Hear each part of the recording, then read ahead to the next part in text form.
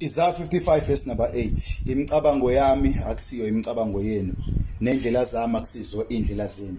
Ngibuke umuntu uma ngabe senga inkomo iligodlile ubisi ingafuni ukulikhipha. Into ayenzayo umuntu usondeza inkonyane lenkomo, but inkomo iligodlile ubisi ayifuni ukulikhipha. Mesondeza inkonyane uyazi ukuthi inkomo iyalithanda inkonyane layo, izolidedela ubisi, izophoqeleka ukuba idedele ubisi.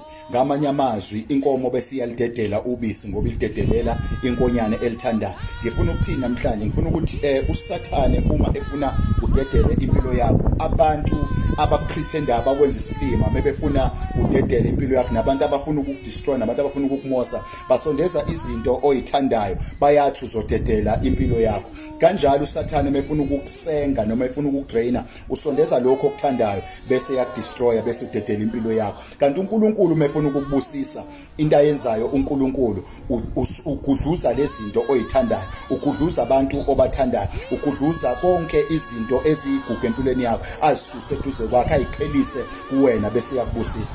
Indlela kaNkulunkulu ayifani nendlela yabantu. Imicabango kaNkulunkulu ayisiyo imicabango yabantu. God bless you. Umile njalo uyabathwala bakhe.